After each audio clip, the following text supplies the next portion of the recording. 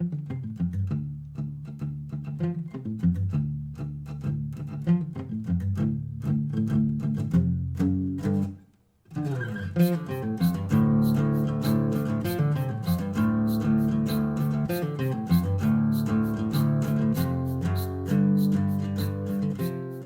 everyone, welcome to JoJo's World. Morning. Good morning. I didn't say good. I did. Well, you're far more optimistic than I am, sir. So true.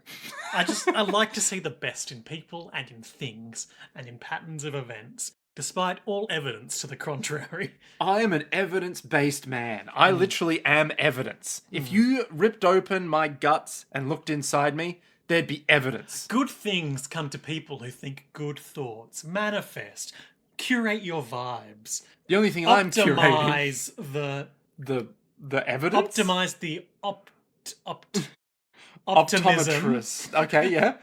of your eyes. You're an optimist. I'm an optometrist. That's right. Better one, better two. Better one, better two. I view the world in a different light, namely through glasses. And cutting all this, hey everyone, welcome to JoJo's World. Hello.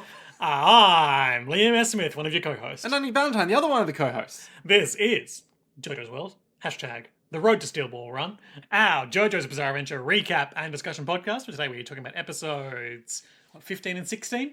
Yep.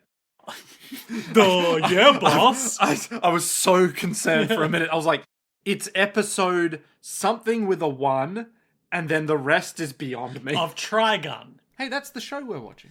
Demon's Eye and... Go on. Oh, what was the other one called? Go on. I want to say Janora Rock. No, but you're closer than I would have thought you would be. Fifth Moon. Ah, okay. The moon is kind of like a rock. Fifth Moon? What's it called Fifth Moon? Well, because it hits the fifth moon. Were there 5 moons? Okay, we'll get into it. Yeah. Yeah. In these 2 episodes, we return to the A-plot of the Legato arc as Final Fantasy nihilist Legato Blue Summers assembles a team of some of the kookiest freaks we've seen to date and sends 3 of them after Vash the Stampede. 3 of them? Oh, yeah, in the 2 episodes. Yeah, True. True. The first one is Dominique the Cyclops, a lady who's so time-stoppingly fast it could only be the power of the world. But no, turns out she's just hypnotizing you to not notice her moving. Yeah, with her eye. Yeah, with her crazy second eye. It's all hypno-powered. Yeah. And in the second one, Fifth Moon, another freak, E.G. Mine. You're never going to forget that name. Lures Vash to Augustus City. Yep. Which, of course, follows July, where Vash did his last big explodey time. But E.G. Mine is quickly dispatched by, what's his name, Raiden? It's Raiden. Raiden, the evil samurai of the group. Do you know what his title is? We'll get to all this. Okay. The Blade. There it is. We'll get to all this. We'll get to this. He's a much more worthy opponent for Vash, and he's got all that sort of warrior nihilist Bushido bullshit where he wants to feel the true enlightenment that you can only encounter on the edge of death, blah, blah, blah. If he wanted that, he should just So have Vash come is having with trouble this with him. podcast. Yeah, so true. Vash is having trouble with him, and then Legato mind locks Vash into activating his secret bio-plant arm gun, which fires a Death Star laser that Vash uses his other arm gun to redirect into the sky, away from entirely destroying the main city, just mostly destroying it. Yeah.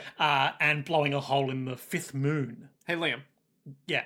Not an important question for you. What do you think is the name of that arm? Oh, I thought you were going to ask me about the cat. Hey, good point. Hey, no, what do you reckon the name of that arm What do you mean? is? What is the name of the arm? It's legitimately named. Yeah, but it hasn't been given yet. Like, Yeah, but what do you reckon it is? It's the Trigun. Nope. It's the Death Star cannon. Nope. Keep going. Okay, can you give me a hint? Language of origin? If Wolfwood has a big cross and... Christian magic. There it is, baby. Really? No, of course not. But you're not far Because there is a off. line of dialogue that will be my highlight this episode, where the samurai is like, as Vash is charging his laser, or do you remember 2005 memes? As Vash is charging up, the samurai is like, what is this, some kind of Christian magic? God, it's so good. It's so good. And it makes perfect sense within the context of the show. And yet, ridiculous. What's it called? The arm. Yeah. It's called the Angel's Arm. Some kind of Christian magic. Well, I mean, it's all Christian bullshit. Or is it? And yeah, so Stroking my chin. then we see a quick montage to wrap it up with all the minor characters from mostly anime original episodes as reacting to the news of the destruction of August City as some unseen speakers are like, I heard that Vash destroyed August City. Wow, just like what he did July 23 years ago. And he blew that hole in the moon. Really? No way, you're full of shit. Hey, I'm just saying what I heard, fella. It's bleak. Truly, being Vash the Stampede is suffering. I'm so glad you've said that. I'm literally, mutual friend of the podcast shared a meme a while ago. Once again, it's either mutual friend or friend of the podcast. I will keep saying mutual friend of the podcast because the two of us can't have mutual friends. Mutual friend of podcast shared a meme that I don't know if you've seen yet that basically amounts to... MFOP. MFOP. Mutual friend of podcast. Mutual friend... MFOP. It's like E.G. Mine. It's MF... No. MF Doom. MF Doom. So MF Doom sent us a meme. Yeah. That basically amounts to... everyone has their little comfort character that they have in fiction that they think of. They go, oh, I love them. Trigun fans. My comfort character is eternally suffering. And then Samsara. Samsara? What is Samsara? The wheel of suffering that you repeatedly get reincarnated into until you can rack up a high enough score to reach nirvana. Is that what Samsara is? Yeah. I've never known this. I always assumed it was just some... I always knew it was like a spiritual It's the cycle thing, of reincarnation, blah, blah, blah. Right. Not a literal wheel. It's a wheel that you burn on until you stop burning, and then you're like a non-burning reincarnated bird. And you're like, yo, I'm a bird. And then you die, and then you suffer again. And then you come back. But now you're like a level 2 bird, and you've got a slightly bigger wingspan. Yeah, now you're a big fat pigeon that can roll. And you're like, Pidgeotto.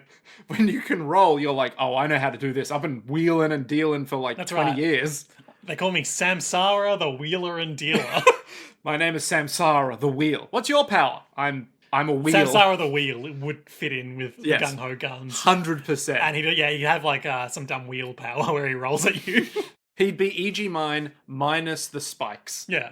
He'd just be a wheel. Look, I think we've danced around these tools long enough. Let's get on into it. All right, Liam, important question. Yeah. Where's the cat? Episode 1, it was in a wide shot as a bunch of, I want to say, Roderick bandits were gathering to beat the crap out of Legato and then get killed. Yep, very correct. I was going to say that was a quite hard one because it was very small. He's real small and he's like super, super wide shot and he takes up, I want to say 1/10,000th of the screen. Just this tiny little pixel. But you got him. Well, you've trained me with your annoying questions. Yeah. But where was he in the other one? Vash was making a big ruckus in August City to scare everyone away. And at one point he fired his gun into the air to scare them. And then the cat slowly fell out of the air onto his head. Wise. Very and it was also on a bottle of beer that F. Marlin was drinking in the ending, and not montage, cutting sequence. Yeah. Both cats identified successfully. And also the bonus one for extra points. Yeah, I'm impressed. You got more cats than I identified. Yeah, I've seen a cat before. Well, you've seen this cat before. But have you seen all cats? Rum Tum Tugger, Skimbleshanks the Railway Cat, Munkus Trap, Mungo Jerry and Rumpelteazer. Yep. McCavity. McCavity? Yeah, the Napoleon of crime. Okay, keep going. Just your face was like Buster Jones, Jenny Anydots, Victoria. You look like I was in. You're like he's the magical Mr. Mistopheles, the original Conjuring Cat. Well, we all know Mr. Mistopheles. Yep. Oh, I'm running out. That's it. I think I did pretty well. Like you did more. I can't remember the name of the one that Ian McKellen played in the movie. Buster Jones. No, hang on. No, that was. I already said that, and that was James Corden. Ian McKellen played one of the cats in the movie? Yeah. What was his fucking name? How did they get all these people? The theatre cat. Gus the theatre cat. Gus the theatre cat. Okay. I guess that sort of semi-tracks, but it doesn't. What? How did they get all these people to sign up? Cast. Idris Elba, Dame Judi Dench, Taylor Swift. Yep. Notably Taylor Swift, I remember that. And James Corden, who we all hate. Yep. Rebel Wilson. What the fuck? How'd they get all these people on board? Who's to say? Oh, well. Well, yeah, that's where the cat was. Now look. I'm looking with my demon's eye. We open. Yeah, okay. So, where are we? We're in all. Do we have anything else to talk about? We talked about Stillball Run for that thing that I'm going to interject into the previous episode. Oh, hey, look, it's that thing. From You've last made no episode. more progress on Claire Obscure since we last talked. Well, I mean, I've made progress, but it's only... So we're recording this at a different time than usual. It's only been a week, Liam. Normally, we'd have 2 weeks. Let me tell you, in 2 weeks' time, if I'm still playing Claire Obscure, I might just finish it. Because, yeah, I got other things to do. As much as I enjoy Claire Obscure, I got other things to do. Because as much as I enjoy Claire Obscure, I got other things that I need to do. So true. But I'm enjoying Claire Obscure. But I do have other things to do. Though I am enjoying Claire Obscure, though. And I do have other things to do. The rest of the podcast. It's really easy on me. Yeah, I am enjoying Claire Obscure, though. So I do have other things to do. Shut up! We open. Yeah, so it's a fun comedy bit where it looks like Meryl and Millie are driving a car through the desert. It's a close-up shot of just the upper halves of their bodies and sort of the frame of a Jeep. Yeah, one of those open frame Jeeps that they've And been they're like, going wow, in it's such a smooth ride, Meryl. Yeah. You know, the only way it could be better is if it was a bit faster. Anyway, it turns out that they somehow acquired this car and then Vash destroyed it, and now they're making him carry the upper frame of the car and walk them through the desert. Ha ha ha. Amazing. Classic anime stylings. Yeah. And then we get the title card of Demon's Eye. Demon's Eye. Which you may notice is not spelled correctly. Because it doesn't have the apostrophe for the possessive S. Exactly. Which they did fix in a different opening that I don't have the copy of. What do you mean? So this is the original. This Yeah. is what was originally animated. This is what aired in America. Ah, but they changed the font as well. Yeah. It's like this for every episode, except it barely ever changes. But you know those episodes where it's all in Japanese? They changed them to English. But I don't have that. I have the... So this one was always in English. Yeah, because it's cool. It says Demon's Eye. It's cool when a Japanese person says Demon's Eye. There's something about if you're speaking a language every day and then you suddenly hear someone say something in a different language that makes you go, ooh. You know, like if we're playing... Trepian. Well, exactly. Mon ami, right?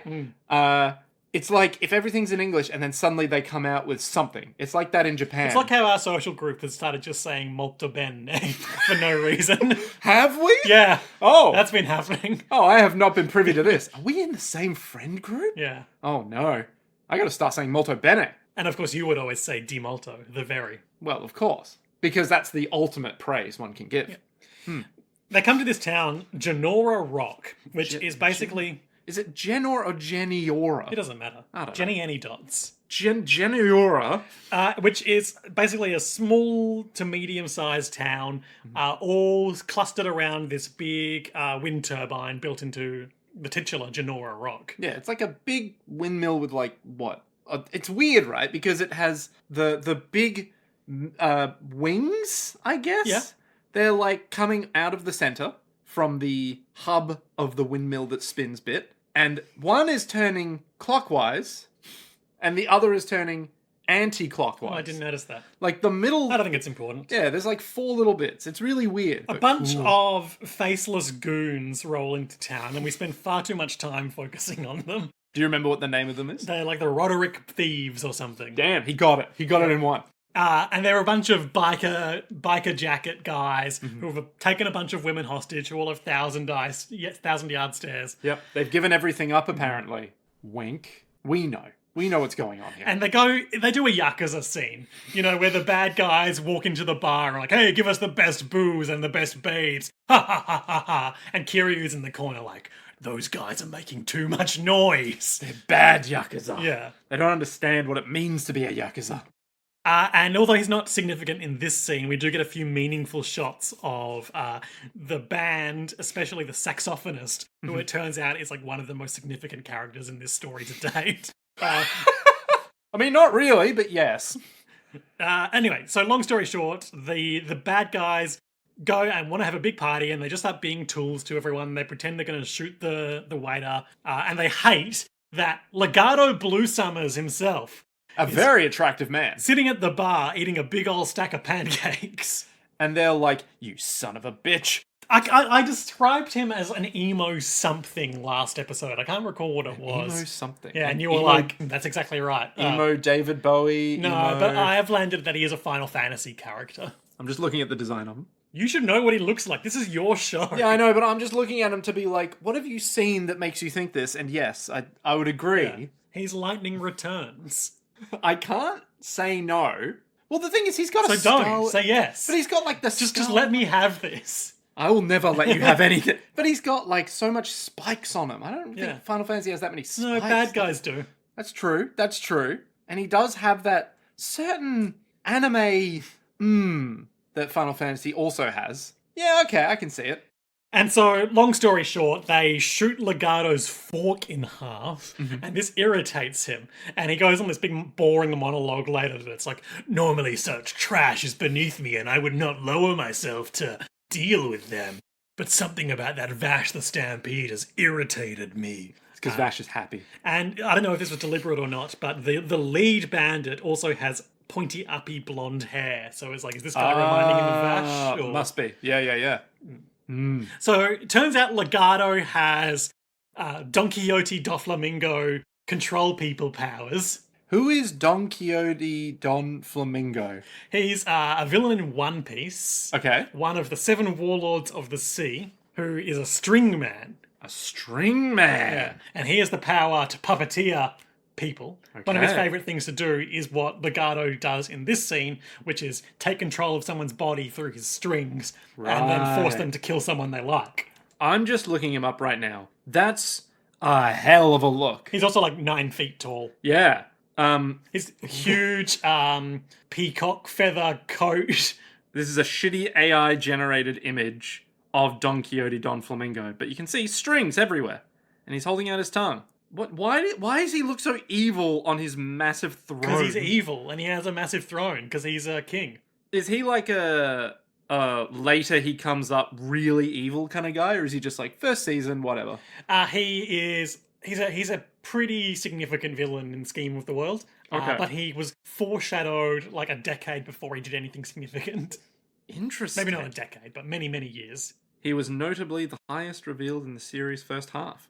There you go. So he's a big player. He's an evil motherfucker.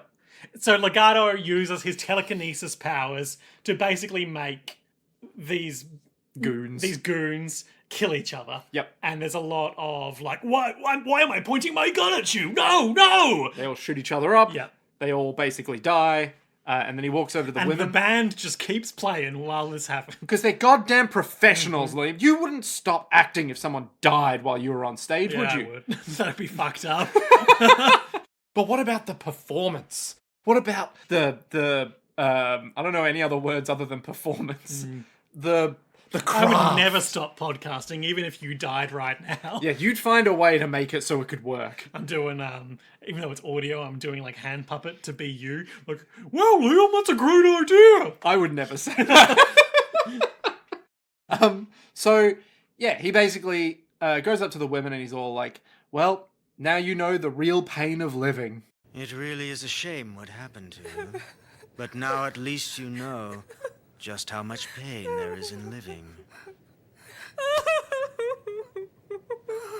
The day it all ends is near. I advise you to make good use of the time you have left. That's right. Or something to that effect. Okay, yeah, he's kind of like a bullshit nihilist, we learned. Yeah. Like, he wants to kill everyone because living is suffering. He's like reverse Vash. Yep. Because he wants to kill everyone. Vash doesn't want to kill anyone. Yep. And Vash's life is suffering, but he wants to keep living and making his own choices. Yeah. And Legato seems to be doing pretty well for himself, but is like, reality sucks. Yeah. Mom! So I think, I don't know if I said it last episode or maybe an episode before, I don't want to get into Legato's backstory until a very specific episode, sure. But you're probably picking up the vibe. We're not going to see much of Legato's backstory in the anime. Probably none at all. Oh, okay. So just keep making these hypotheses. They'll probably... I will. Yeah, they'll probably be close enough. But genuinely, it doesn't matter too much because the whole point of his arc comes across. It's fine. Yeah. But there'll be a certain episode I'm like, right, let's talk Legato. Sure. Yeah. So after a cutaway, some time passes and Meryl and Millie and Vash arrive in town. They do a bit of comedy bit where Vash is super tired and Meryl gives him her canteen. And Filled with vodka. Perks him right back up and he's like, I'm going to go find a drink. And I think even now does he suspect something is wrong, is my question. Because there's this very interesting, like, 3-cut sequence where he burst through the swinging saloon doors as you do, and he's got his fake eye arched Vash smile. Yep. And he's like, "Hey everyone!" Burst through 2, more normal. Burst through 3, real serious vibes. Well, I think I'll have a drink somewhere to perk myself up. Where's the nearest saloon? I'm thirsty. Wow. I know there's got to be one somewhere around Other here. than Mr. Vash, this city certainly is quiet, way. isn't it? It No, certainly I is. guess I was right before. Oh, look! Here's one right here. I'm going in. Hi!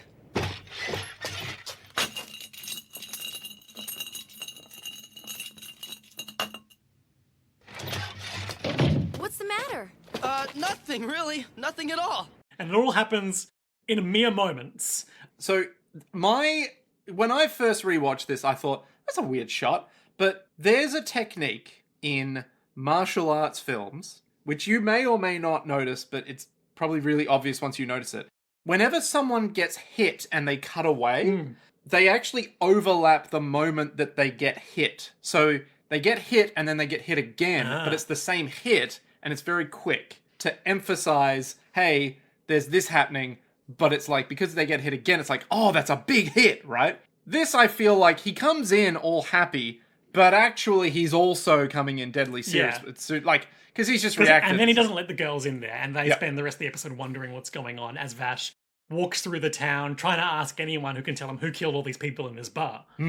So he's not going to have a good time. Nah. Regarding... Serious Vash hours. Yeah. And he's like currently going, who could do this? But more Who could do importantly, this? so we cut to the top of the Genora Rock, The big where windmill another rock. like 50 of these bandits are like, we're going to take revenge on you, Legato. But turns out Legato's assembled an army of like a dozen freaks to deal with them all. And he says he's only going to kill half of these bandits, so the other half have to bury their friends, but it's not mercy, it's so they can know the pain of living, blah, blah, blah. Hey, like, Liam. Legato's really laying it on thick this time. Yeah. I know you're going to ask me to name as many of them as I can, and I will.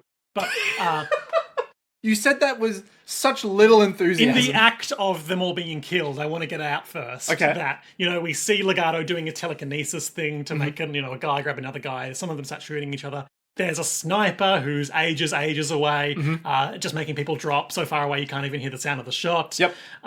There's a weird guy who we only get a small glimpse of through like a wall or something, but a bunch of spikes shoot out from it. What else happens? What else? We see... From the ground, something happens. I'm leaning in closer. like From a big the slash from the ground. Or... Yeah, that one of them is a big slash, but there's another thing from the ground. I don't recall. Tell me. There's a big arm that comes up from the ground. Oh, okay. Yeah.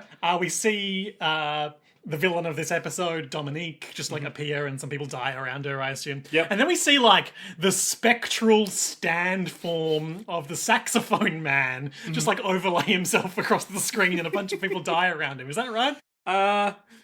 Let me find the photo.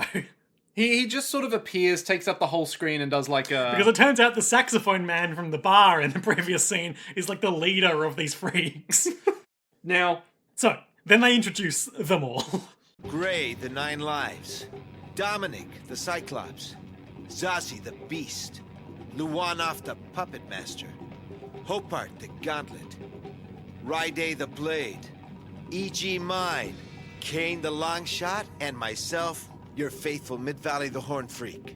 We all offer you our support. Chapel appears to be absent.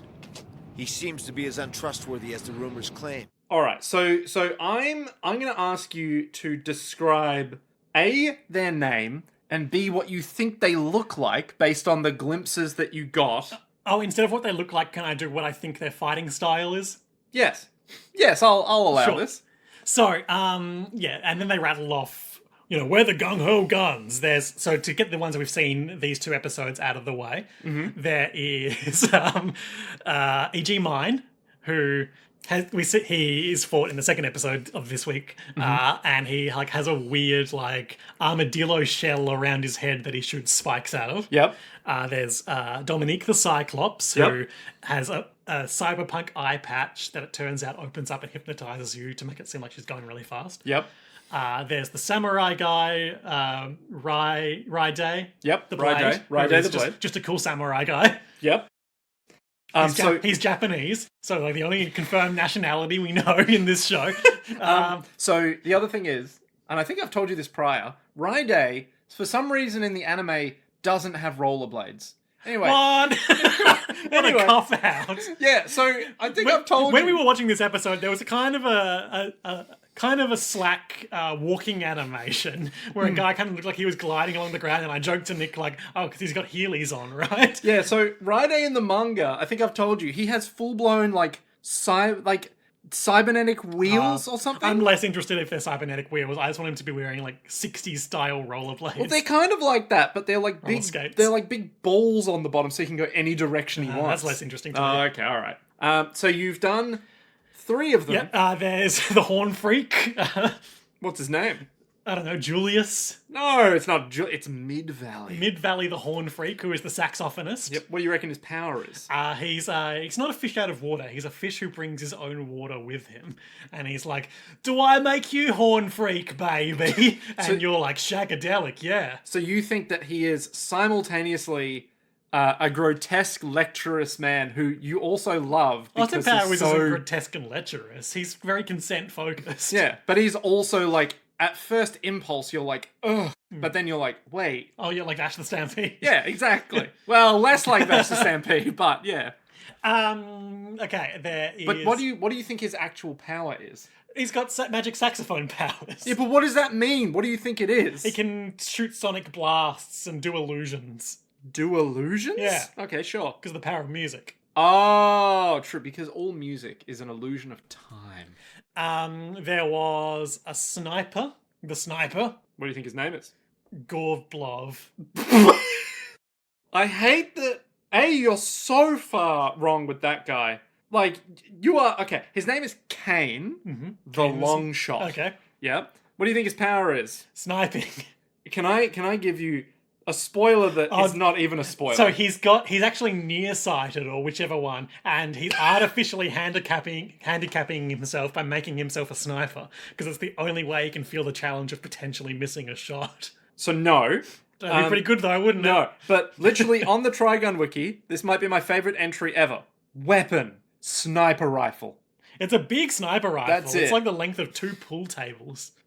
It kind of is, isn't it? Yeah, it's like you see it when he's holding it like up on his shoulder or something, and it's like it just goes off frame. Yeah. Yeah, it's massive. Yeah, weapon, sniper rifle. There is one image of the sniper rifle, and that's it. Can I make a guess? Of Just a general guess. Yeah, go on. I'm going to guess that because of the nature of the production of this anime show, we're being introduced to all these guys. We are not going to see all of them fight and be defeated by Vash. I'm gonna let you lie with that one. Let's find out as we go Yeah. along. Yeah. We'll see. We'll see. Okay, so you've got. Dodongo the Tunneler. I'm sorry. Who? Dodongo the Tunneler. Dodongo the Tunneler. The Dodongo the The Tunneler. underground arm guy. Okay, that's not his name. Yeah, it is. That's his fucking name. What do you think his actual name is? I don't know his name. That's my guess. It's Hoppard the Gauntlet. Yeah, so stupid of me to say what I said. Yes. So, what do you reckon his power is? The Gauntlet? Yep. Oh, he's got like a super strength arm. He's Okay. hard puncher. Okay, all right. You're not as far off as I would have thought you would be. I'll let you know though, on the Trigun wiki, weapons and abilities empty. Just they haven't filled it in, or Yep. There's just nothing. Oh, what there. if he's got a artificial rocket arm, Artificial rocket arm. cyborg arm, Okay. and it's like my robot arm can do all the shit your stupid bio laser arm can do. Vash, die! But it turns out Vash is much better. Oh, maybe. I don't know. Okay, so you've gotten Mid Valley the Horn Freak, Yep, Saxophonist Man, yep. Dominique, Dominic the Cyclops, E.G. Mine, right? E.G. Mine, Tunneler. Righto, Hoppard the Gauntlet, Yep. Kane. How many more are there? 1, 2, 3. There are 3 more. Okay, one of them's Wolfwood. One of them's Wolfwood. Yeah, one of them's secretly Wolfwood. How the fuck is one of them Wolfwood? That's my punt. That's your punt? That's my punt for predictions. Is that one of them is secretly Wolfwood? Wolfwood is like, I'm secretly one of the gung-ho guns. Even though we literally introduced all the I don't gung-ho know if we guns. saw all of them. I don't give a shit. Okay, alright. So secretly Wolfwood is a gung-ho gun. Yeah. Okay. What do you And think that's his... why there was sort of a game recognized game moment at the end of the episode between Wolfwood and Ride. Oh, I see where you're driving with Yeah. this. Okay, sure. So, what do you think Wolfwood's power is? He's got a big cross. He's got some sort of Christian magic. Fair enough. So then who are the other three? Oh, fuck. This game is losing its luster. Okay. Give me a hint. I can't remember any of the other stuff that we saw. One of them, he had a little, what do you call the thing? You tie around your neck and it has a little thing. It's like a bandana, but around your neck. A kerchief? Sure, yeah. Yeah, he has a kerchief, if you remember from the... I don't, actually, but... Alright. So Well- he is... His name starts with a Z. I was going to say Zed. I was going to say Zandana. I mean, not as far off as you would think. Zandana the Chief. Zazie the Beast. Hey, I feel like I was closer than I Yeah. had any right to be. What do you reckon his... He is Rowan Atkinson from The Lion King. What the fuck? What? Zazu. Zazu. Oh, okay. But what do you think his power is? He's a werewolf. He's a werewolf. Yeah, either literally or figuratively. He goes beast mode on you. Okay. He goes beast mode? Yeah. Alright. The power of my beast strength, Vash. Okay. Alright. Sure. There's Grey the Nine Lives. The cat. Mm, Wolfwood. He's not Wolfwood. Is He's... he the cat? Well, this was the shot you got. That ain't Wolfwood. Tell me what I'm seeing, Nick. That's his right arm. Describe it for the listener. He's Juggernaut looking right arm. Like Juggernaut, the X-Man Juggernaut. He has a big muscly arm with a leather strap that comes across his armpit. And then he just has his pecs. I tell you what this scene and all of the little glimpses we got of it was reminding me of. All the glimpses of the freaks, that is to say. Power Rangers? No, I mean, but also that. No, the location at the start of Mad Max Fury Road with... What's his name? Not Lord Humongous. Immortan Joe and all Joe. his little bastards. Yeah. I'm with you. Last guy. Very important one as well. Cricket the Cricketer. Try again. Trigun. No. Give me something. Let's The just... Doctor. Il Dottore. Oh, closer. Let's just say this guy likes to play with marionettes. The Puppeteer.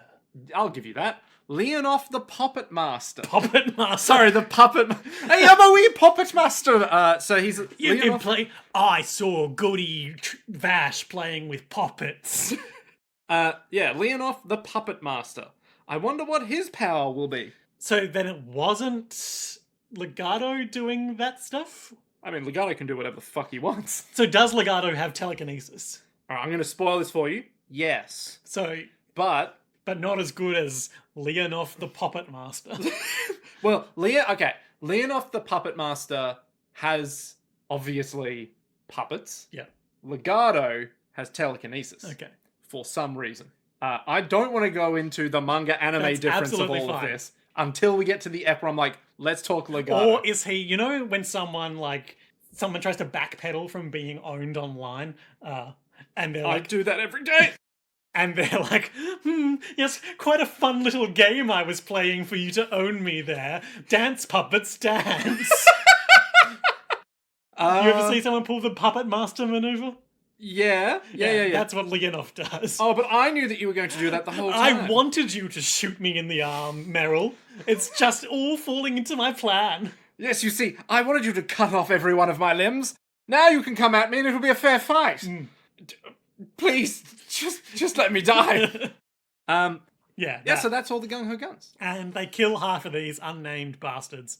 Now I'm going to quickly check something as well. Oh, he's not in this episode. I'm going to check something that I'm not going to tell you what I'm checking yet. But my favourite easily so far is Leonov the Horn Freak. Again, not Leonoff. That's the Puppet Master. Okay, Julius the Horn Freak. Mid-Valley, Austin the Horn Freak. the Horn Freak. Also, you'll be glad to know, Mid-Valley, the Horn Freak. Separate character, Mid-Valley's band. True. He dresses like a Yakuza mid-boss. He's got this purple suit on with like a bright purple silk shirt underneath. Yep. And he's always just standing next to Legato being like, your plan sure is working, boss. He's just... I'm pretty sure he's like, in this episode, made out to be the head of the gung-ho guns. And That's not the case? Well, I can't remember. Okay. I'd love to give you the answer right now, but I actually cannot physically fucking remember. So I'm getting the impression he's not that important in the scheme of things. Well, I mean, he's pretty important, but, you know, as you're probably guessing from this, the gung-ho guns are sort of like, I'm gonna go kill Vash now. And you we know. are to assume from the previous attack and from his name structure that Monev the Gale was one of this group too. Correct.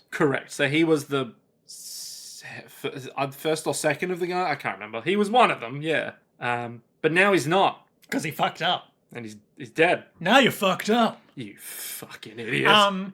Long story short, Vash runs through the town looking for people, and there was a little moment earlier in the show where Legato was walking through town, and everyone was shutting their windows and doors and shutters, and a little girl like looked at him for a moment longer than everyone else, and we saw her until she too shut her window in fear. Vash, walking through town, looking for anyone to ask about who killed all these people, sees her looking through the same shutter, runs over and is, screaming in her face, asking her what happened, and she's terrified, and she slams the shutter on his finger, plot load-bearing comedy injury as he pulls it out, and it's like big and throbby cartoon style.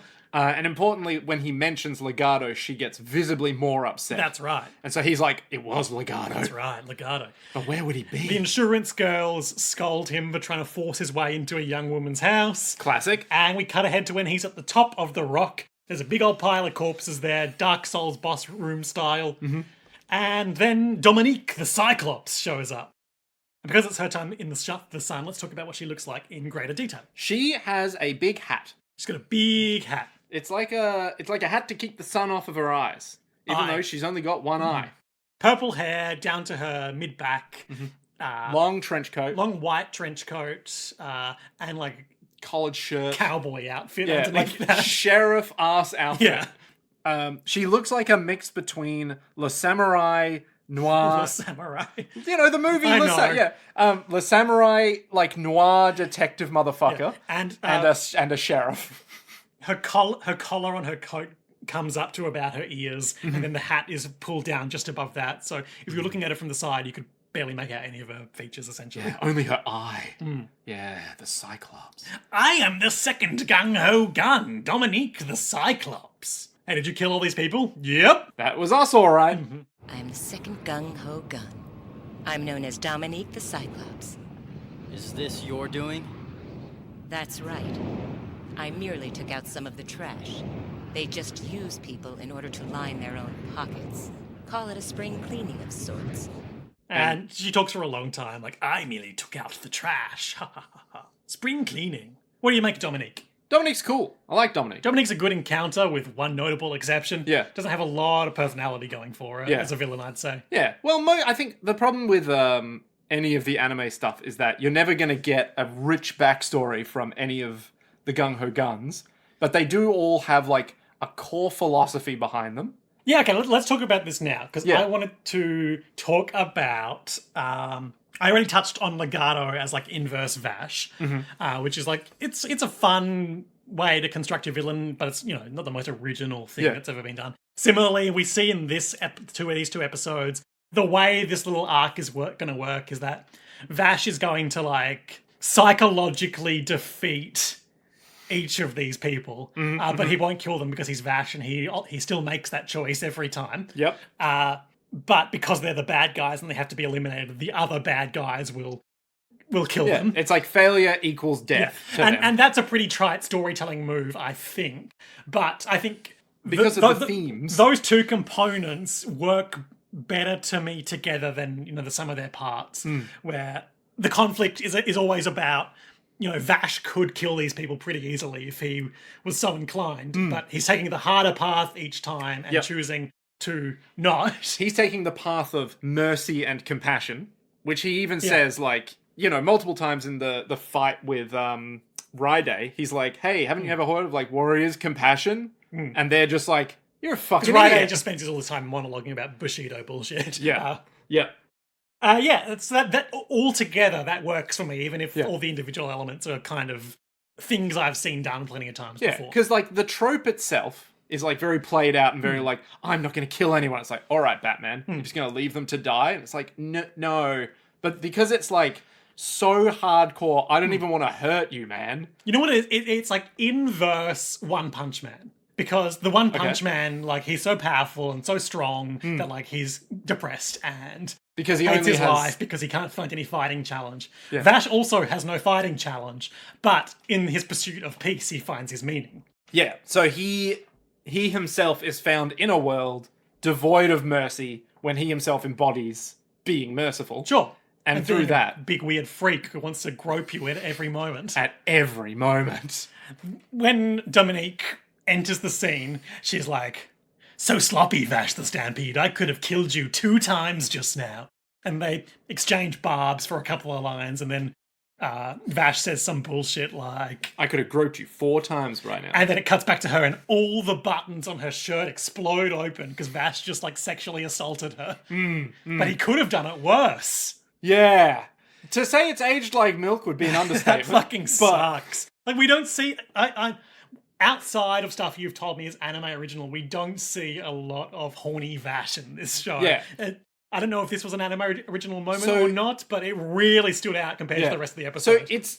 it's fascinating to me because if you think about like all 90s anime, they all have the same bullshit. Oh yeah, there's a hot woman on the screen. We've got to do something with that. It's like, obviously it's old, but it's so regressive as well because of Vash's whole philosophy about not hurting anyone. But it's like, hey, I'll sexually assault you. That's fine. But like, That's all in good fun. yeah, but in the manga, none of it. Okay. So like, it's really weird Yeah, that strange they put it decision. in. Yeah, but you can get it from like, well, it was the 90s.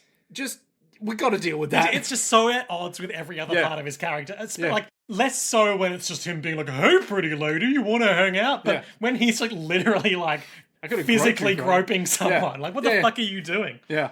So, actually can't remember what happens next. She's like, "You may be a quick draw, Vash the Stampede, but I'm even quicker, and your speed won't save you now." And then a bunch of things happen where she seems to be repeatedly like teleporting behind him with a gun to his head, and he's like, "She's so fast. What are you doing?" And I was like, Nick, she's doing the world. Yeah, It's literally, time stop." you got it immediately. You were like, oh my god, time stop powers. JoJo's has trained me for this. Yeah. So, Vash surmises it's not time stop, but by watching the clouds behind her. But is that what happens? Yeah, so if you watch again, I thought you were going to be like, is the animation off? No, I just missed it completely. So what happens is we get a shot of Dominique Yep. in like a bit of a wide shot as Vash is like looking, be like, just look at her, focus on her. What is she doing? And then she teleports again because she's like, Vash, you idiot, you think you can beat me? Yeah. And behind her, we see the clouds go from where they are to where they would be. Yeah, Like that's a few cool. seconds That's a later. nice touch. Immediately. That would have been a really nice Yeah. touch if I noticed that. Yeah, but it also, fascinatingly, it also happens when she's talking with Mid-Valley, the Horn Freak. If you remember when he's like, how about I send you, Dominic? And there's a cloud behind him. And that also does the same thing. Ah, So, you know, so what's going on there? it's all time bullshit. Well, it's not though. Well, that one is. Perception bullshit. Sorry, it's hypnosis Yeah. bullshit. And the way it's working until he figures that out is she will suddenly be next to him and pulling the trigger, but he is still fast and cool enough that he's able to get away with only getting like a minor graze Yeah. or landing in an undignified position. And he's he's like- still super fast and cool despite the fact that she's seemingly teleporting. Yeah, so she's arriving point blank and he is still dodging. Yeah. Which is insanity. But Then he does a cool thing. yeah, then he surmises, hold on, the way she's doing it is using that eye. I know how to beat this. So then he squeezes his hand where he got With the big... load-bearing comedy hand injury. Yep. He squeezes it so hard it starts bleeding out. Yeah. And then... through the bandages. Yep. And Dominique is all like, the hell is he doing? He couldn't possibly be. Opens up the Yeah, eye we patch get a again. quick shot of her cyborg eye patch going Mm-hmm. shk, and there's a spooky red eye in there. Cyclops. That's right. And then what can only be described as, you know how in JoJo's there's the meme of Dio went down the stairs to move. Yeah, Paul yeah, left. yeah. This is like that if it was just maybe like one notch less Mm. awkward, but it's still extremely awkward where you realize, wait, so every time she's just been teleporting, what's actually happened is She's been making them zone yeah, out. And just, making like, them zone walking out on up and to then them. just running a bit Yeah. and then going striking a pose. striking pose and then unhypnotizing. She's got her priorities in order. yeah, so she hypnotizes, begins running. She's still quite fast. She's still pretty. Or Vash might still be slightly affected by it. Like, it's not entirely clear. Yeah, so she starts running forward, and then as she is about to pull the gun up on him, He activates his robot arm, which I think we'll be seeing a lot more of now that it's been revealed. yep, And fires one shot point blank into her face, dealing her no harm, but smashing her cyborg eye patch yep. So she and knocking her for 6. yeah, so she blasts on backwards, and she's like, "No, that's impossible. It affects all 5 senses." How did you? He focused all of his perception purely on the pain to ignore. Oh yeah, because there was a moment where, as she was charging in, he like closed his eyes and did like a DBZ yell. Yeah, like a yell, being like, ah! He was focusing everything on the pain so that the hypnosis wouldn't work. Yeah, And he's because like, it's meant to work even with your eyes closed. yeah, because it affects all 5 senses. Of course, because it's 'Cause stupid it's- magic. Yeah, because it's an eye. It's just a magic eye. Yeah, Trigun. So he then is like, your little tricks won't work on me now. And she's like, bullshit, they won't. Unveils the eye again. Tries to run behind him, But it's too late. and he's tracking her perfectly with his gun. And He's seen like, it all. Yeah. On the dust. He's like, I've beaten you in this battle of wits, so leave so I don't kill you. And she's Yeah. like, all right. Well, she's more like, oh my god, fucking hell. Oh, that's right. And then the insurance girls show up, and they see her with her shirt ripped open and like her eye patch blown up, and they're like, Mr. Vash, are you raping this woman? And he's like, no, I'm fighting her. And then they Meryl punch him runs right up in the and face. punches him in the face, which leaves a slap mark for some reason. And he's like, I just fought her. And she's like, Didn't how you hear all dare the you? gunshots? You can't just grope random women, Vash. And it's like, well, that And then she did maybe hypnotizes happen. them all and leaves, but Vash still detects through it, and she's like, I'll get you next time, Vash. And he's like, hey, wear something pretty, toots. And she's like, oh my god. And then she runs off. leaves and, gets killed by Legato or whatever. So, By yeah, she... Mid-Valley, the Horn Man. Yeah, as she's running through the street, she's like, how did I get defeated by that feather-brained man? And then sees Mid-Valley the Horn Freak, and then hard And cut we are away to from assume that. that she is Gets the immediately axe. killed by Yeah. a saxophone. She gets the sax, if you know what I mean. Sax bomb. Sax bomb. You're my sax bomb. Yeah, we're all sax bombs. Even Anyway. saxophone man. You know what his power's going to be. Saxophone. Yeah, The it's right healing there. power of music. No, it's not The healing. hurting power of music. Yeah, slam. I would be so thrilled if we never saw him again. Wouldn't that be hilarious? I cannot remember how much he shows up, but he's definitely going to show up a bit Yeah. more. But like, hot damn. Hot damn. And then Legato is meeting with... Legato sees Vash across a mesa, and they recognize game, and a big dust cloud blows them away. And Vash has a heart-to-heart with... has the opposite of a heart-to-heart with Meryl immediately, where he's like, hey, my life's about to get super serious, so you guys need to fuck off. And they're like, what? Mr. Vash? No! It's like, it's your job or your life. You pick me, or you pick staying alive. Meryl's job is her life. And she really wants to be with Vash. That's right, for normal reasons. I wouldn't run away. And he's all serious and And he's cool, and you've he's got to like... leave, or you'd be drawn into it with these bad guys coming after me. Cut to huge cartoon style. Well, it's been fun. See you later. Ba-boing. It's that fake smile again. Yeah. That beautiful, rich, fake smile. He tries to do so much good, but he's... Hi, I'm Rich Fake Smile. Hi, I'm I'm Rich. the 12th gung-ho gun. What's your power? I am deceptive.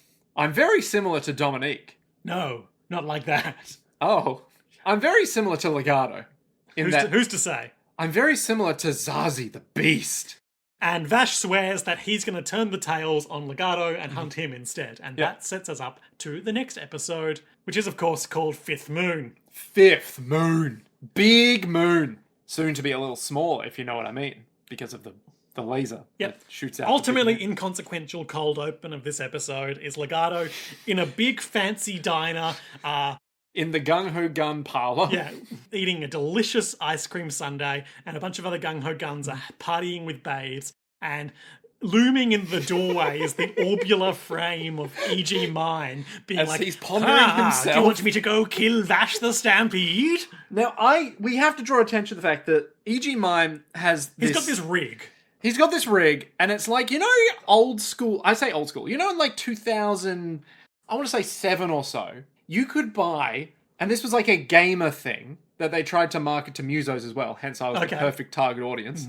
You could buy a little training set where you put it on the back of your hand...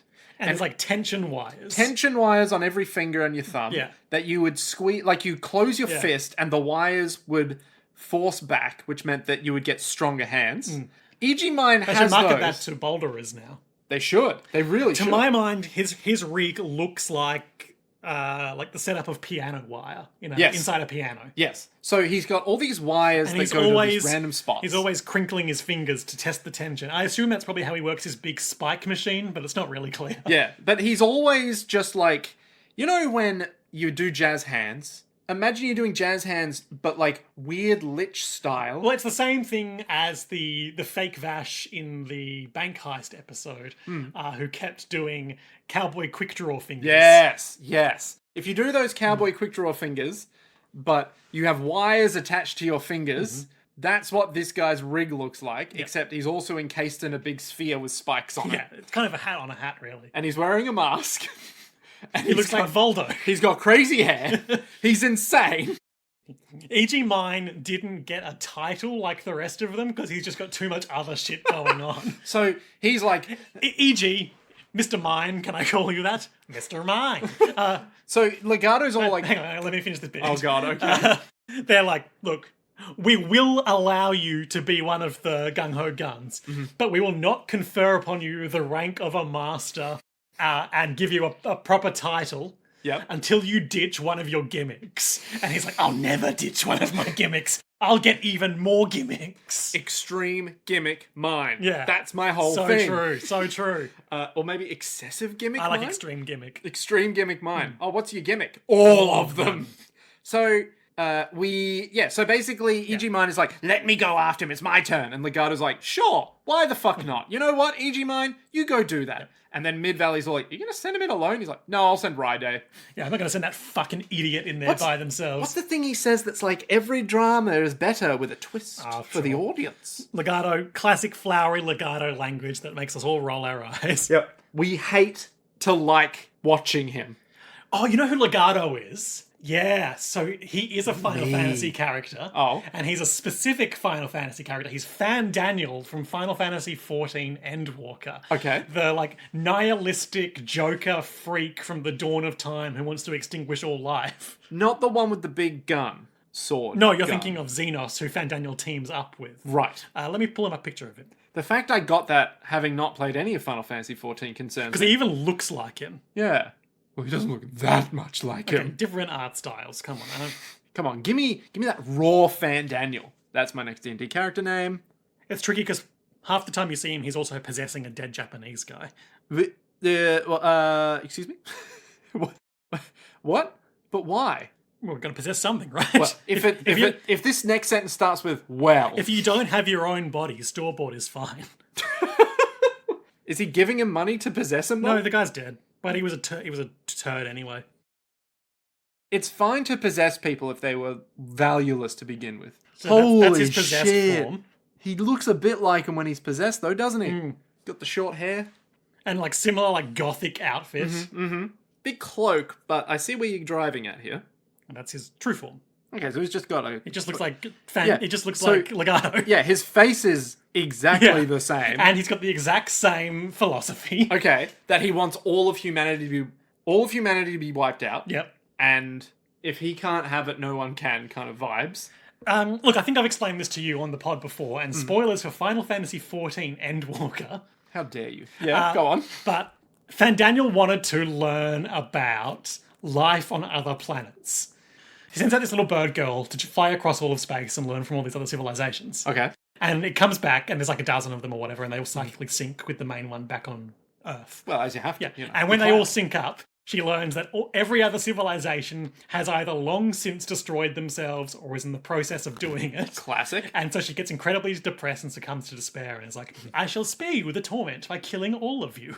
Oh, is this that big black bird Yeah, that yeah, you yeah. fought? Yeah. Okay, I'm with you. And so Fandaniel is ultimately like, yeah, that's a good idea. Let's do that. Because he hates Because life everything. is suffering. Exactly. He's the same guy. So if you remove all life, there can be no suffering. Exactly. Right. Negative utilitarianism. It's the same picture. Look, you get a picture of Legato, you get a picture of Fandaniel? Fandaniel, you put them together, Legato Fandaniel. Yeah. Yeah. It's all Legato, Leganiel. You get a Leganiel. Hi, my name is LaFan Arto. Why are you doing this to me? I don't You know know. my contempt for forced portmanteaus. Because life is suffering. So and true. all we have left is Daniel Gato. Anyway, I think that is a fun comparison. Yeah. It just hit me like a truck mid-episode. So anyway, he's sending E.G. Mine and Rydey, the Yeah. Blade. And we haven't seen Rydey yet, but we have seen E.G. Mine a bit. Sorry, oh yeah, we were looking up his poetic speech. The Oh yeah, true. His nihilist and Fandaniel also spent like a century as like the head of like an evil science opera house in an ancient empire too. So appropriate, this line, the audience gets more pleasure from a drama with a twist. The more tragic the tragedy, the greater the emotional effect. All right, then I'll let you go next. I'll even set the stage for you. I expect you to entertain him with a unique performance of tricks. You can be reasoned with. Let's hope the reward is reasonable. So, are you gonna make him go at it alone this time? Hardly. I'm a firm believer that an audience always gets more pleasure from a drama with a twist. It's a simple formula. The greater the tragedy, the greater the emotional effect. You know what? Given what's going to come up, yeah, that makes a lot of sense. Yeah, okay. So in Genora, Millie and Meryl are worried about Vash. It's been 2 weeks since the previous episode, and they overhear a guy being like, hey, did you hear about Vash the Stampede? He sucks. Yeah, and I Meryl hear that- scolds them like, how dare you? You don't even know that man. Yeah, they're basically like, hey, that guy that blew up Augusta or whatever it was, or you know, cleared out the whole city. Yeah, that guy was one of Vash's men. It's like, oh damn, I bet Vash is a piece of shit. You remember the guy in the white coat who caused the saloon riot, Legato? I hear he's one of Vash's gang. Oh, of course. Rumors circulating at all times. Meryl gets upset and Millie's all like, Meryl, are you okay? Yeah, and they're very worried about Vash, and they decide to go and look for him. Yeah, and Meryl walks off. They get on their Thomases. Great to see the Thomases back. Thomases are back at it We again. love it when the Thomases are in the show. But where were the Thomases when their car exploded? Well, they had Not to- there for you in your hour of need, I'll say. Not like Vash. Exactly. Yeah. So, speaking of, Vash is in the middle of fucking nowhere. Yeah, he's in this roadhouse 40 aisles out from Augusta City, and this little freak gets out of a truck, or out of a little yellow yellow hot car. rod, Yep. and just spends this whole... We're not going to recount everything this guy does, but he spends the whole next scene just like literally hopping. He's like probably like 4 feet tall. He's literally loving hopping life. at Vash's shoulder or waist, depending on if he's sitting or not, being like, hey, what you doing? Yeah, is that right, man? Yeah, who's that? What are you doing? What are you thinking about right now? Huh? And Vash is currently in the throes of trying to figure out what the hell his next move is. The guy approaches the roadhouse door and it swings open in his face, and Vash is pointing his gun there, not looking down, but saying to himself, now, Legato, I shall hunt thee. And he's like, oh, it sounded so cool when I said it before. What am I going to do? I'm scared of this guy. He's going to beat the crap out of me. I don't even know where to look for him. And that's just basically the scene. Yeah. And then a really pale guy who's probably already dead walks on up and is like, Vash the Stampede, meet me in Augusta City. And he blows his brains out. Yeah, all this will happen. Yeah. He goes full Legend of Galactic Hero Is style. this Puppet Master shit? Because my theory is there's some remark about how there's no blood or something like that. So my theory is this guy's already dead and it's just a puppeteered corpse. Yep. And to me, that sounds more like puppetry than whatever Legato's bullshit is. I know what you... I'm going to leave you to stew on that until we see more of the Puppet Master. Absolutely fair. Yeah.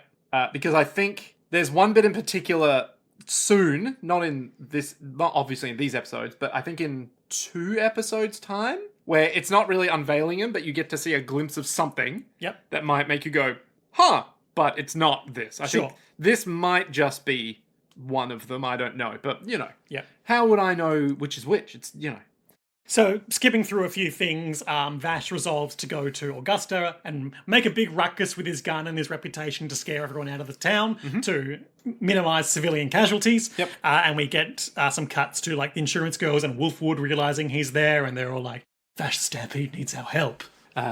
and guess what? We'll see some of them soon. Oh my god. Yeah. Not together, mind you. And look, we don't need to go through it beat by beat, but Meryl and Millie spend the rest of the episode basically running towards and then away from ruckus as it escalates. Yeah. They are in over their heads. Meryl is resolute to go and help the whole time, but Millie makes the sensible decision that this is outside their league and they need to get the hell out of here. Yeah, Millie has listened to Vash because she's very trusting. Yep. And also Meryl's Vash is correct. Stubborn as hell. Yep. And a pistol. Yep. And she could have killed all these guys without a second thought. Meryl Derringer strife. That's right. Because she strives to help things get better. Vash scares everyone out of the city. And then E.G. Mine shows up and is like, Vash the Stampede, face me in a duel. I want to suck your fingers, boy. And then Vash is all... What? Vash is like, who the hell are you? E.G. Mine explains he's gung ho gun. But also, before he reveals himself, the two previous gung ho guns, Monev and Monev the Gale. Dominique, the Cyclops, have both been essentially crucified against the city town walls by his spikes. Yeah. It's like the price of failure for destroying Vash the Stampede is to have all your comrades kill you. And thereby depriving Vash of the necessary moral conundrum of should he kill these guys or not. So Vash is complicit if he doesn't go out of his way to save all of the subsequent gung-ho guns. He knows what the consequence will be. Yeah.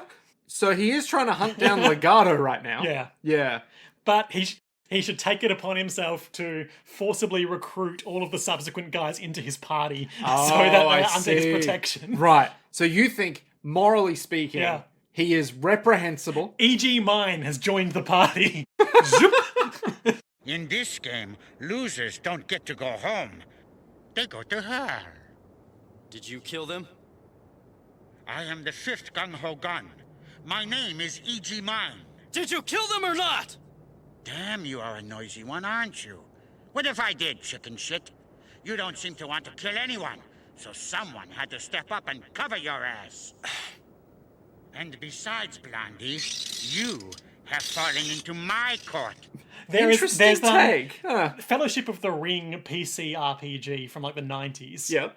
Based on the books, a lot of like wild diversions in terms of plot and lore and gameplay stuff. Yep. But crucially, there's this like local witch with like some minor, there's not a lot of magic in Lord of the Rings, but she's got like some minor spiritual lore powers. Sure. And it turns out she is basically like a... Are we talking like beautiful witch or hag witch? I can't remember. Are we talking this Tom is like Bombadil's wife witch? Or? No, never as hot as Tom Bombadil's perfect wife. If only we could be so lucky to sit in a small, idyllic river. Barely got graphics, this game. Oh, okay, all right. The occasional 8-bit... Yeah, I guess that's a face kind of graphics. There's so many trigger points in this game because it's relatively open world and there's a lot of alternate routes you can take. So many trigger points where she will betray your party and abruptly become a boss fight.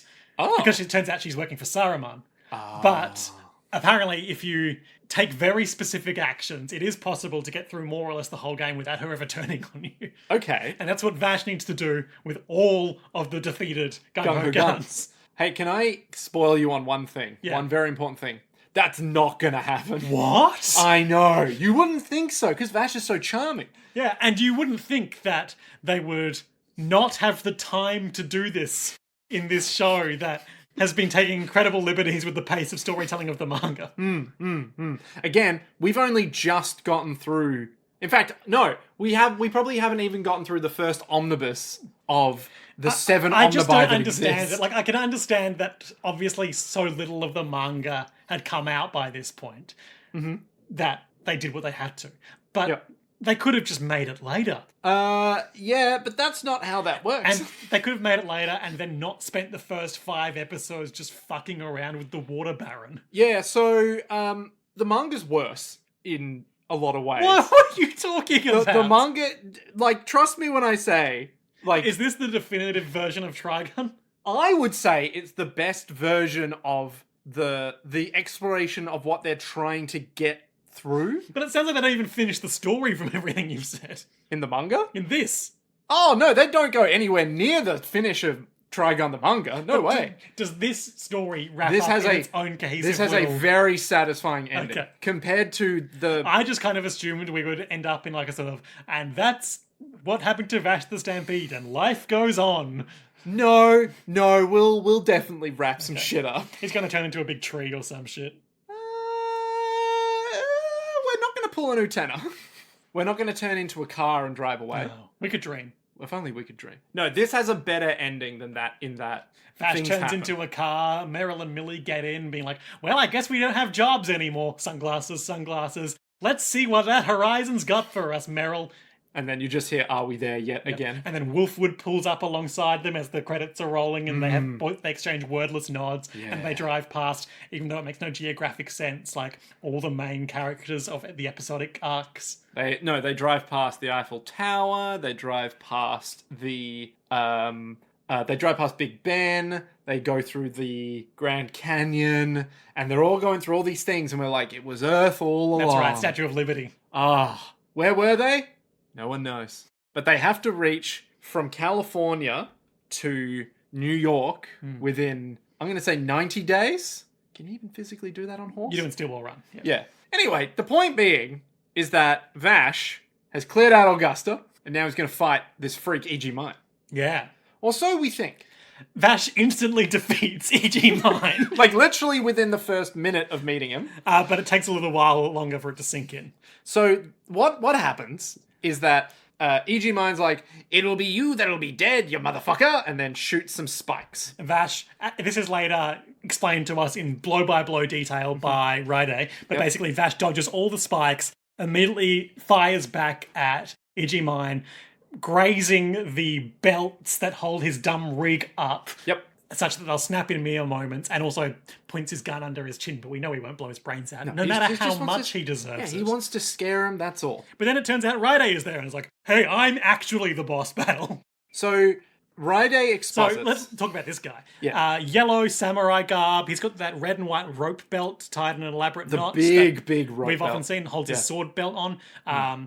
The blue robe skirt thingy, and the flat top straw hat that we often see samurai wear. Yeah, he's a samurai. He looks out of place. But it's always cool when a cowboy fights a samurai because they are the same. As we know, cowboys were a sort of itinerant warrior class from Meiji-era Texas. Yeah, much like the samurai is like a cowboy-esque mercenary. What is that movie? Is it A Fistful of Dollars and also whatever samurai movie it's based on? Yeah, Seven Samurai. No, it's Seven Samurai. Oh, no, I know the one you're talking because about. there's one where, and I haven't With seen Clint either Eastwood of in these. it. Yeah, that's Fistful of Dollars. Yeah. Where at the end of the samurai movie, I think the villain has like a gun or something, and the samurai man... To show the decline of the samurai honorable man warrior. Uses secret plate of armor underneath his robes to... Oh my god. To have the absorb bullet the bullet and then be able to defeat him. Amazing. And then I think... Why not shoot him in the head? I'm probably getting some of these details wrong. I think Fistful of Dollars pulls the same move, but instead of sword and gun, it is like... Gun and gun? Yeah, it's gun and like automatic rifle. Not automatic rifle, but like, you know, some Cannon. sort of more advanced, faster firing mechanism versus... Are we gonna... Is this Okay. You don't care. No, but No one cares what I'm saying. But No one cares about my intertextuality. Is every movie based on that movie always going to end Every with... movie is based on that movie. Yeah, it's going to end with, I have weapon, and then you have weapon plus one every time. So it's like...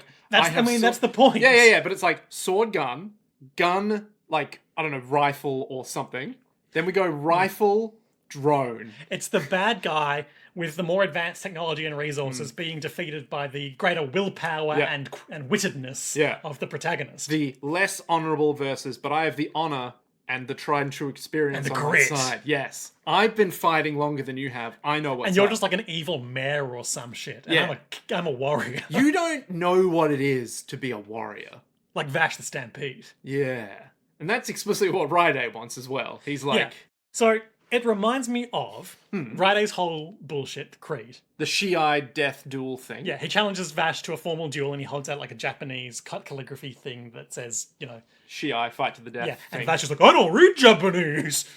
How could he? And then the guy's like, okay, I'll translate. I want to fight you to the death because I'm a warrior who walks the path of Bushido. And that's how he says it. It is literally subtitled that way as well. Yeah, with a hyphen. Oh, it's so dumb. Allow me to introduce myself. I am the 9th Gung-Ho Gun of Jigenzan. Trained by the masters of the Ito school, I am Raide, the Blade. I hold no personal grudge against you, but I wish to engage you in Shi'ai. Shi'ai?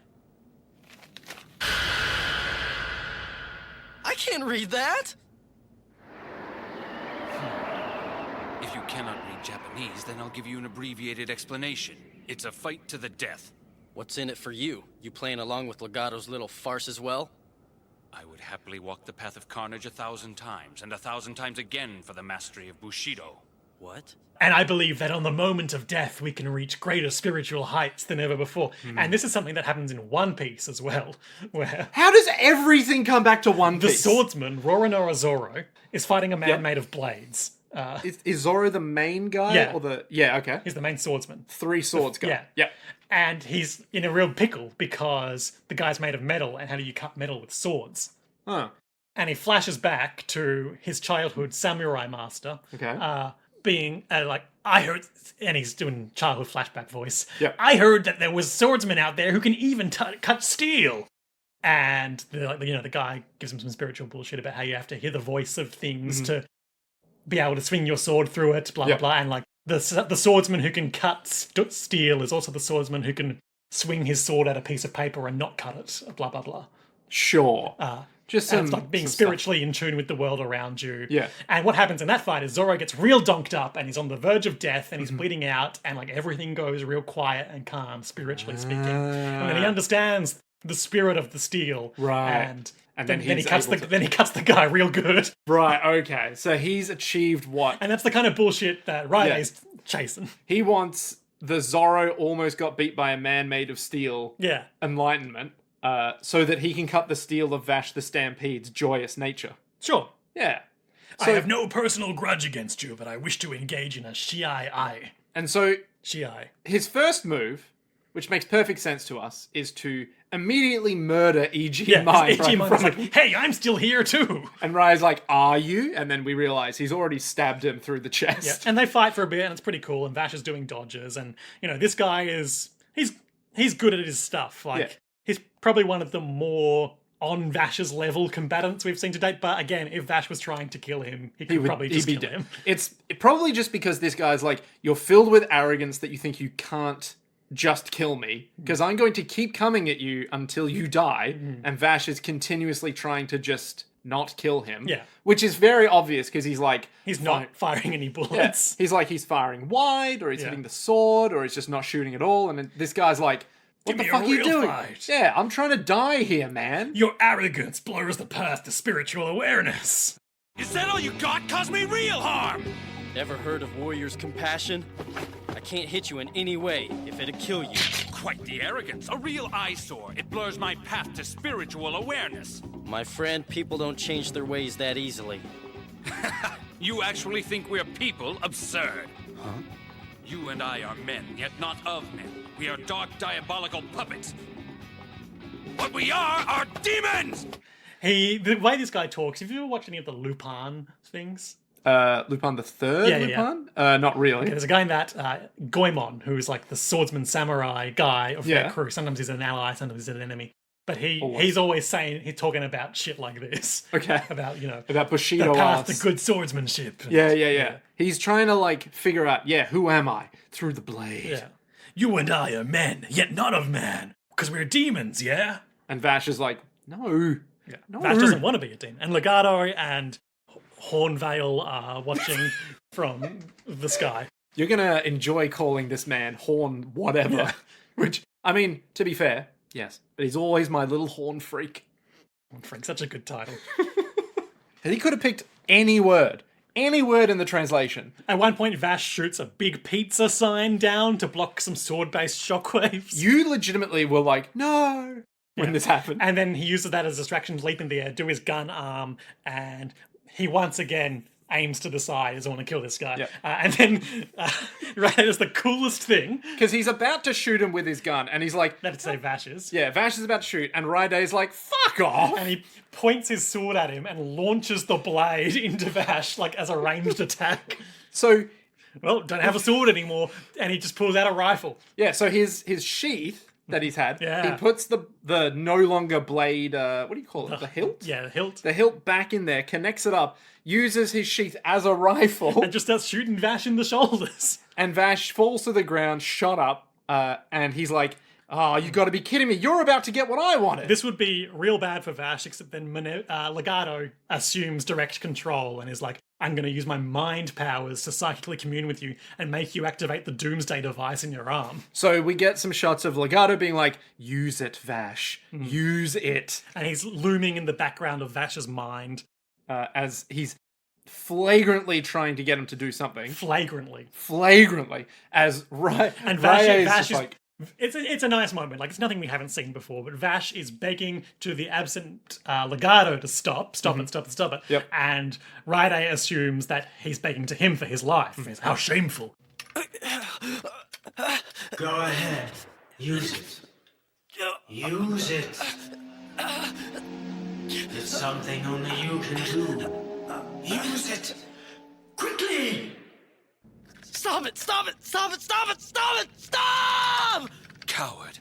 I cannot believe he is begging for his life. So what happens here? The Trigun. All right, so let me break this down. The big gun shoots open with a beam of light, and there's like a little power cluster in there. Yeah, there's a little cell that's inside there that begins morphing the gun and Vash's arm. And the Vash is angel like, arm. oh no, this light. And we brief, like, single frame cuts to the Golden City from his previous flashback. An unseen lower face person waving, the person who killed someone in that previous episode. And Vash wielding two guns in fear, pointing at this guy. Now, what do you notice about these two guns? Real quick. Let's see. They both appear to be similar models to Vash's big one. Do you notice anything specific about them in terms of the color of One's them? white and one's dark. Now, what do you know about the opening of There's Trigun? these two crossed guns. What could it mean? And Vash is the third gun. The Trigun. No.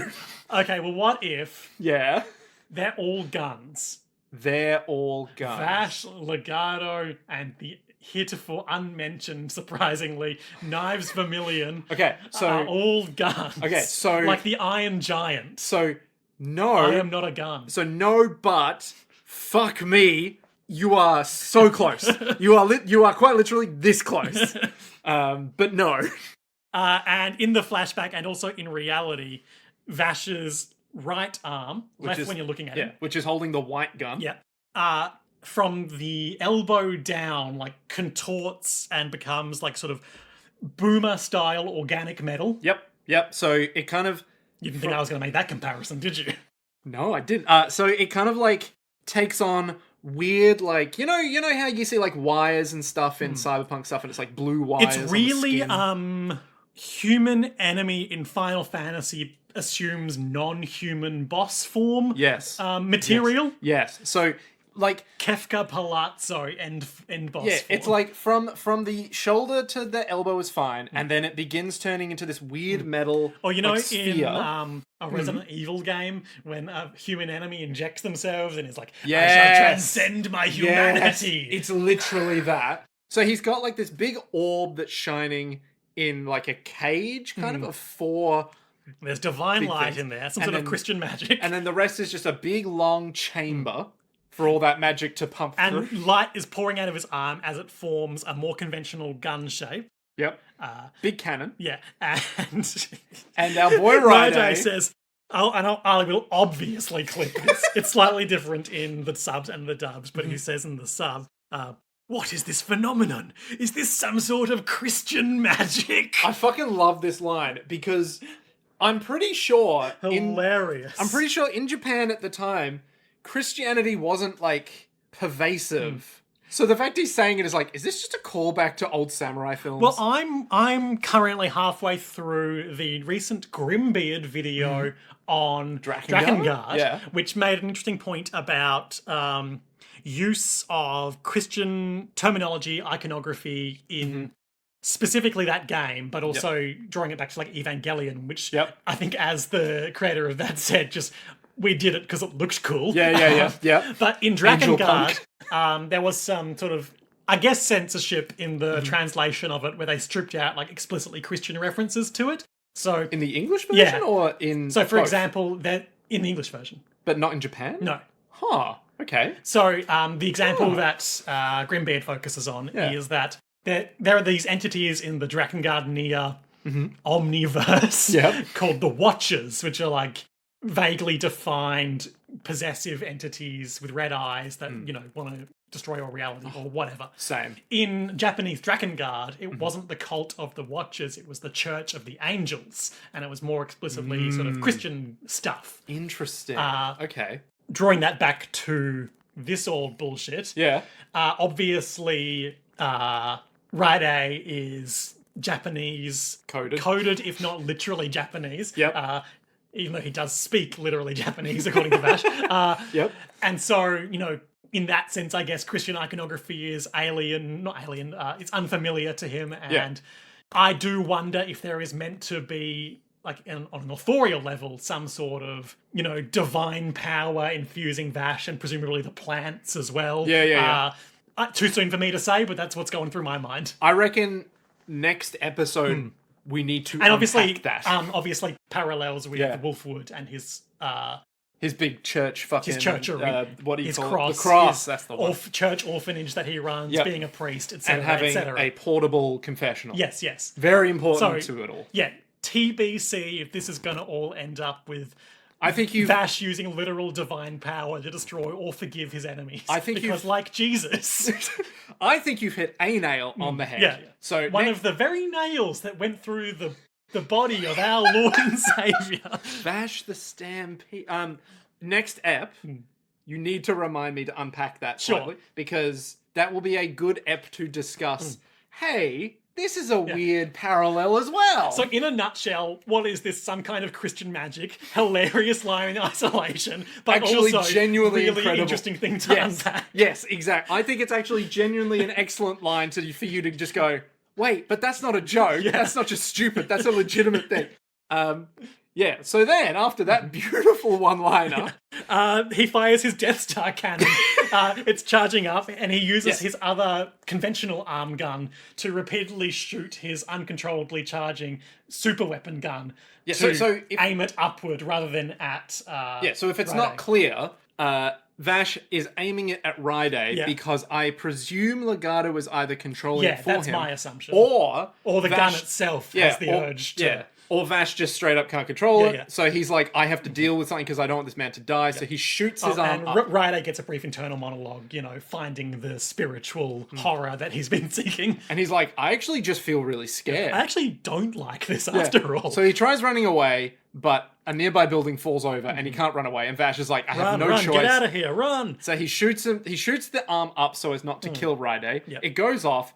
Big laser beam fires up into the sky. Seems to like puncture reality, not unlike the plant malfunction that we saw in was that in Nepal? I think that was in Nepal City. Yeah, the one with the lady, the lead engineer lady, and the not cyborg ninja, but was a ninja wearing crucially, cyborg dreadlocks. It doesn't just puncture reality and go into a big void, because it also goes through that and hits the moon and makes a big crater. Correct. And everyone, the insurance girls, Wolfwood in the distance, Legato, they all see this because it's a huge... nuclear explosion. Yeah, I don't know why they decided to explore nuclear explosions from an anime. Yeah, that doesn't feel. I don't know. I'm sure it's unimportant. It's a big deal to everyone. Legato's just smiling to the point where he's like, it's finally happening. He starts licking his palm because he's like, yes, this is good. Vash the Stampede will kill everyone for me. He's starting to break. And after the explosion has surpassed, Wolfwood is there with Raide, who's picking himself out of the rubble. And Raide's like, he was a monster. He can't be allowed to live. And Wolfwood's like, hey, where's Vash? He's like, I don't know. Well, we need to team up. We need to kill him because that was crazy. And then Wolfwood just bang. Wolfwood is like, just domes him. I think you die now. What happened to Vash the Stampede? I don't know. Damn. If we act quickly, we may be able to defeat that man, that horrible devil of a man. Vash the Stampede is too dangerous to be left alive. If you help me, we can do this together. I can't do that. Are you insane? What's the matter with you? You and I we could... I'm sorry. So he shoots him straight in the head. Yeah. No qualms. So what? Yeah, I don't necessarily think that there is a pre-existent relationship between Wolfwood and these guys. Okay. But just based on the dialogue, I could imagine them going that route. Yeah. I think it's more of just a game recognized game. You seem like a cool guy, Yeah. sort of thing. Yeah. He's too dangerous to be left alive. Obviously, a line from Star Wars. Of course. It all comes back to Star Can't Wars. help me to. I can't do that. Bam. Kaboom. Yeah. He's dead. No more. No more Ryday. A shame. Didn't even have E.G. mind kill him. And once again, Wolfwood confirms for us that nobody died. Yep. No one The died. guy you just killed. Yeah. No one died here. Not even you. No one died. And then, as I alluded to earlier, we just get shots of basically everyone we've seen who's been insignificant in an episode previously as amorphous townsfolk are like, Vash the Stampede did it again. He destroyed another city. Now, I'm curious to know, what's your read on this bit? Is it that the people that he's helped are like listening in and going, oh, well, that couldn't possibly be Well, the look, I case. think it's obviously deliberately ambiguous, but it is Same. it is the legend of Vash once again overshadowing the reality of like his day-to-day persona. Yeah. Obviously, he did even unwillingly directly cause this Yep. horrible disaster. So it is, you know, I think there's a spectrum of the guy I knew did that, Yep. but also who's to say. Yeah. Cool. And then there's a brief scene afterwards where Meryl is crying alone in an in-room, immediately hides it when Millie comes in, but then starts again soon after because they've been recalled from their job because Vash the Stampede has been officially declared uninsurable. Yeah, The- he's what- a the little subtitles- act of God. Yeah, I was disappointed that the dub changed it from humanoid act of God to humanoid disaster. Which is more or less what he already was. Yeah. And it's like, well, that doesn't quite capture act of God. And it's not quite the insurance term either. Yeah. So he's basically become, hey, we are no longer involved in this. If your house gets hit by lightning, we don't insure it. Vash is lightning. Like, he's too much. This is fucking impossible to deal with. Forget about it. Yeah. Meryl is crying because she, despite her business focus, her hustle culture, obviously cares for Vash as a human in some way or another. I wouldn't run away. Yeah. That is to say, normal people wouldn't run away. She cries into Millie's chest, and Millie swears revenge on Vash for making Meryl cry. She'll never forgive him. Uh, And then we get a bleak shot Wasteland. of the no man's land, dust as it rolls along the sand Presumably along the ruins of... Augusta. yeah. And that's it. That's that episode. Good eps. Good stuff. Great stuff. Easy highlights and lowlights for me. Go on. And I've already alluded to both of them. I could have groped you as much as I wanted already in this life or death fight, lady. It's an easy low light. It's an easy low light. It's an I don't easy think low I need light. to explain why. And obviously, for reasons we've also already explored at length, my highlight is Christian magic. What is this? Some sort of Christian magic? I want to say... So my highlight is probably gonna have to be seeing... So the setup of this bit... My lowlight's gonna be... Meryl and Millie have been told... Because it's a great bit, but Meryl and Millie have been told, hey, we're not following Vash anymore. Yep. I don't like knowing what's coming up that's just sort of happened here. Okay. Because... shock horror, they're going to go looking for him again. I mean, yeah, that was going to be the first thing in my prediction. They got rogue. So it's a bit like, okay, so they've done that, but then they're just going to do it anyway. Sure. Well, yeah, I can talk about that more in predictions. But I will say, honourable highlight mention for me is Meryl crying at the window. Oh, yeah. Then when Millie comes in, immediately being like, they finally wrote back to us, didn't they? I'm not upset. And my highlight obviously has to just be Vash figuring out the whole Dominic the Cyclops thing, and it's just that was a solid anime battle. Just for me, it was just kind a of good battle overshadowed by groping and sexual harassment. Oh, I was going to say in terms of highlight stuff. Overshadowed for me by the 1-2 punch of incredibly stupid line with like potentially story-shattling narrative and thematic revelations. Oh, it's just so good. All right, Liam, I've got some very important questions for you. Okay. I'm going to try to pronounce this correctly because I still, to this An incredibly day... Japanese name for the next episode? No, in fact, the exact opposite. Oh. So, how do I even... Okay, what do you think is going to happen in the next 2 episodes? What ain't going to happen? What do you think is going to happen, right? In these next 2 episodes, entitled Rem Save Rem... Rem say Rem? Rem Save Rem. Rem Save Rem. Which I think is meant to be Rem Savior Rem. Like a Savior Rem, you know? Like a Savior Can I see Rem. the text? Yes, you may. It's that. Oh, I see. So it's one word in the second one. It's her last name. Rem Save. It's like Rem Severum. Savorum. Like Rem Savorum. Sure. I don't know. Which I think is meant to be Saviorem, but who fucking Who's to knows? say?